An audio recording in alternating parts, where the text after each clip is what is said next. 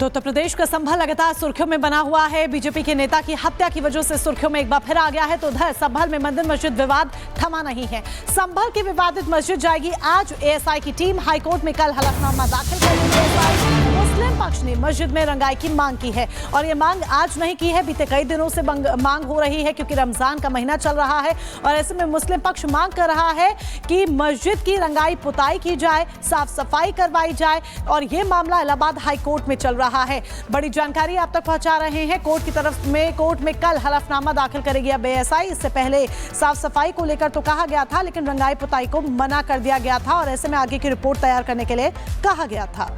और हमारे साथ हमारे सहयोगी जतिन सीधे जुड़ रहे हैं। जतिन, आप लगातार संभल में जो अपडेट्स आ रहे हैं कवर कर रहे हैं। आज भी बताया जा रहा है कि रंगाई की मांग को लेकर जहां मुस्लिम पक्ष ने जो मांग रखी उस पर सुनवाई होने वाली है, वहीं एक तरह से जामा मस्जिद को लेकर भी जांच पड़ताल और तेज होती दिखाई दे रही है। हलचल है पूरी संभल में, क्या क्या पूरा अपडेट?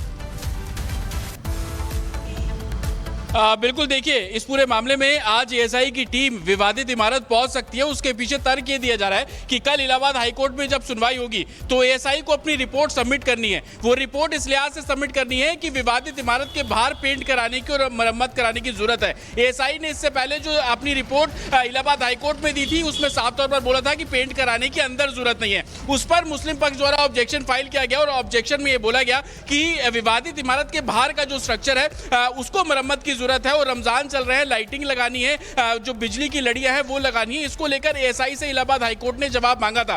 कल संभवतः इस पूरे मामले में सुनवाई होनी है तो उससे पहले एएसआई की टीम आज निरीक्षण विवादित इमारत का करेगी और निरीक्षण करने के बाद जो रिपोर्ट है वो फाइल करेगी और अपनी रिपोर्ट में एएसआई को बताना होगा कि बाहर का जो स्ट्रक्चर है विवादित इमारत का उसमें कंस्ट्रक्शन की जरूरत है या नहीं, उसमें मरम्मत की जरूरत है या नहीं और उसमें पेंट कराने की जरूरत है या नहीं। और इसी को देखते हुए बिल्कुल जतिन, सवाल भी बड़ा है कि क्या विवादित ढांचा उस पर रंगाई पुताई होगी या नहीं, बड़ा सवाल है, लेकिन कोर्ट के फैसले का इंतजार करना होगा। इसी बीच एक बड़ी खबर आपको बता दें, यूपी सरकार में मंत्री रघुराज सिंह का एक बयान सामने आया है। वो कह रहे हैं होली में टोपी वाले त्रिपाल का हिजाब पहने। रघुराज सिंह ने कहा अगर रंग से बचना है तो त्रिपाल का हिजाब पहने।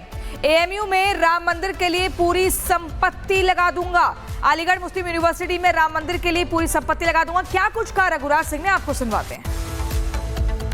सनातन धर्म की बहुसंख्यक की आस्था का विषय है और सतयुग से चली आ रही है। सतयुग है, त्रेता है और द्वापर है और आज कलयुग है। तो होली सनातनियों का बहुत बड़ा पर्व है, साल में एक बार ही आता है।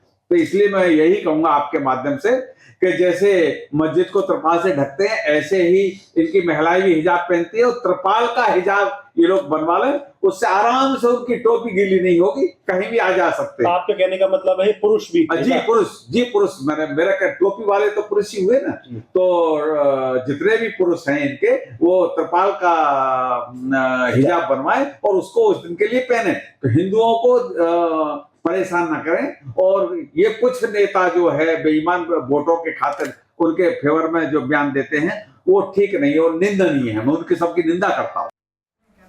और हमारे सहयोगी अजय दुबे हमारे साथ लाइव जुड़ चुके हैं। अजय, होली के पर्व के ही दिन जिस तरीके से जुमे की दूसरी नमाज पढ़ रही है उसके बाद इस बार का ये पर्व कहीं ना कहीं 80 बनाम 20 की लड़ाई पर आ पहुंचा है, क्योंकि जिस तरीके से के बाद एक प्रतिक्रियाएं सामने आ रही हैं।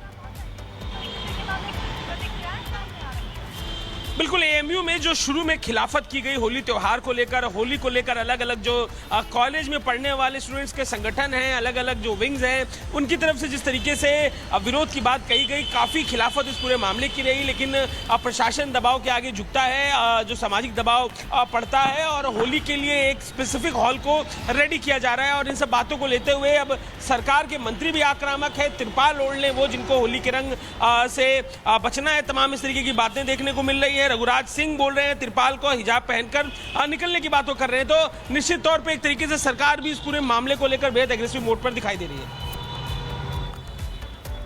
बिल्कुल अजय, जुड़ने के लिए तमाम जानकारी के लिए धन्यवाद आपका। अजय हमारे सहयोगी बता रहे थे। और कहीं ना कहीं इस बार होली के पर्व पर जिस तरीके से शुरुआत से ही बरेली से इसकी शुरुआत हुई, जिसके बाद से विवादित बयान आया, उसके बाद एक के बाद एक इस तरह के बयानबाजी हो रही है। इस बीच समाजवादी पार्टी के सांसद धर्मेंद्र सामने आया है।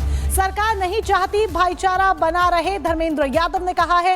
होली नमाज पर सरकार व्यवस्था करे, धर्मेंद्र यादव ने कहा है, क्योंकि होली का दिन 14 तारीख को, 14 मार्च को, और उसी दिन शुक्रवार है, जुमे की नमाज का दिन भी है।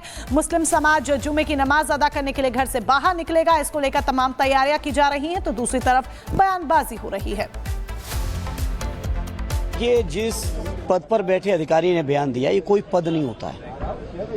सरकार जिस पल जाएगी, 1 मिनट नहीं लगता ऐसे लोगों का ट्रांसफर होने में, ऐसे लोगों को हटने में। लेकिन ये तो एक सामने सिंबल है, असली तो सरकार करा रही है। योगी जी खुद करवा रहे हैं, उन्होंने खुद भी इनका समर्थन किया है, तो सरकार करा रही है। निश्चित तौर पर इस तरह की बातें नहीं होनी चाहिए।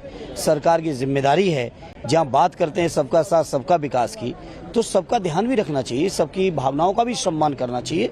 और सरकार बैठ के जिम्मेदारी से रास्ते निकालें, और निकल रहे रास्ते, ऐसा नहीं है। समाज में लोग बैठ के रास्ते निकाल रहे हैं और निकालेंगे। क्या लगता है क्या होना चाहिए? लोग रास्ता निकाल रहे हैं, कोई नई बात नहीं है, कोई पहली बार नहीं है। अक्सर ऐसी चीजें आती हैं, लोग समाज में बैठ के जो आपस में प्यार मोहब्बत भाईचारा, होली तो गले मिलने का त्योहार है। रमजान के 1 महीने के लोगों के सब्र के बाद ईद आती है। ईद की सबसे बड़ी परंपरा है कि लोग आपस में भाईचारा, गंगा जमुनी तहजीब, गले मिलने का काम करते हैं। ये सरकार के लोग नहीं चाहते कि लोग गले मिलें, लोग भाईचारे में रहें, लोग मोहब्बत करें। ये सरकार बैठी हुई है, नफरत फैलाना चाहती है। नहीं, बीजेपी तेजस्वी जी ने कहा होगा, मैंने अभी नहीं सुना उनको, लेकिन मैं कहना चाह रहा हूं और मैं कह रहा हूं कि सरकार इस तरह की चीजों को ऑर्गेनाइज कर रही है। नफरत फैलाने वाली ये सरकार है, और लोग जवाब देंगे। लोग अपनी मोहब्बत से, अपने प्यार से, अपनी तहजीब से, एक दूसरे का सम्मान करके लोग जवाब भी दे देंगे ऐसी नफरत फैलाने वाली सरकारों को। बड़ी खबर आपको बता दें, हरिद्वार में तोड़ी जाएगी अवैध मजार, क्योंकि आपको बता दें सिंचाई विभाग की जमीन पर यह अवैध मजार बनाई गई थी। अब जिस पर बुलडोजर गरजेगा और मलबे में तब्दील की जाएगी मजार। सिंचाई विभाग की जमीन से हटाई जाएगी अवैध मजार। रिपब्लिक भारत की खबर दिखाने के बाद योगी सरकार ने बड़ा संज्ञान लिया है।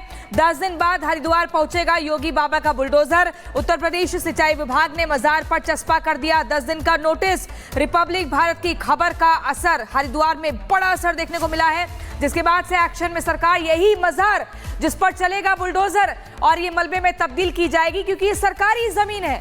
सरकारी जमीन है, सिंचाई विभाग की जमीन है, जिस पर अवैध रूप से कब्जा करने का प्रयास किया गया और यहां पर मजार बनाई गई, जिस पर अब सरकार की तरफ से बड़ा एक्शन लिया जाएगा।